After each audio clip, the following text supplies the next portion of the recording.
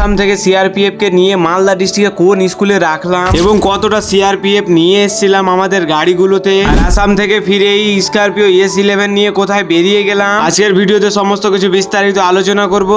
আসসালামু আলাইকুম, welcome back to my new mini blog. এবং দেখতেই পাচ্ছ যে সিআরপিএফ এর সমস্ত গাড়িগুলোতে সামানগুলো চাপাতে লেগে গেছে। তারপরে সিআরপিএফ রা এই বাসগুলোতে চেপে যাবে, দুটো বাস আছে তাদের জন্য। আর আমরা আসাম থেকে সিআরপিএফ গুলোকে নিয়ে আসি প্রায় 150 জনকে। প্রায় 24 ঘন্টা গাড়ি চালানোর পরে আমরা ঢুকে গেলাম মালদা ডিস্ট্রিক্ট এজিজিএস হাই মাদ্রাসা স্কুলে সমস্ত সিআরপিএফ কে নিয়ে। আর এখানে আসার পরে কিন্তু আমাকে ফোন চলে এলো আরো একটা ডিউটির জন্য। সেই ডিউটিতে গাড়ি নিয়ে যাবো আমি, স্করপিও ক্লাসিক S11। দেখতে পাচ্ছ যে পেট্রোল পাম্প নিয়ে চলে এসেছি গাড়িটাকে তেল ভরার জন্য। তারপরে পার্টির বাড়ির কাছে এসে পার্টিকে চাপিয়ে সুন্দর করে আমরা বেরিয়ে গেলাম ফাংশনে যাওয়ার জন্য। এবং ফাংশনে কোথায় যাচ্ছি সেটা ভিডিওর লাস্টের দিকে বলবো। আর আমরা ঢুকে গেলাম টোল ট্যাক্স, আর দেখতে পাচ্ছ যেখানে টোল ট্যাক্স কাটিয়ে আমরা বেরিয়ে যাব। তারপরে আমি ফেসে গেলাম ফারাক্কার সেই বড় জাম্পে যেটা ব্যারিজে আছে। আর এই জাম থেকে আমার বেরোতে বেরোতে পুরো হালাত খারাপ হয়ে গেল, বিকজ এটা পুরো জাম্প লেগে আছে ধুলিয়ান পর্যন্ত। এবং ধুলিয়ান এসেই কিন্তু আমি গাড়িটাকে সুন্দর করে সাইডে লাগিয়ে দিলাম, কারণ কি অনেকটা পিপাসা পেয়েছে, ওটার জন্য পার্টি নিয়ে আসতে গিয়েছে হিল গুলো। আর হিল খেয়ে আমরা প্রবেশ করে গেলাম জাঙ্গিপুর সিটির মধ্যে। আর দেখতেই পাচ্ছ যে এই ফ্লাইওভারে চেপে আমরা চলে যাব ওই সাইডে। এবং ওখান থেকে প্রায় 25 কিলোমিটার গাড়ি চালানোর পর আমরা চলে এলাম বিয়ে বাড়ি ফাংশনে। তারপরে খাওয়ার জন্য আমরা চলে গেলাম প্যান্ডেলের মধ্যে। আর দেখতে পাচ্ছ যে বরের রিয়াকশনটা কিরকম হয়েছে, জাস্ট লাইক এ ওয়াসাম। এবং খাওয়া দাওয়া কমপ্লিটের পরে আমি চলে এলাম গাড়ির কাছে, আর গাড়িটাকে সুন্দর করে এইদিকে সাইড করে রেখে দিয়েছি আমি। আর পার্টি তার বন্ধুগুলোকে গাড়িতে চাপিয়ে নিয়ে চললো পদ্মা নদী ঘুরতে।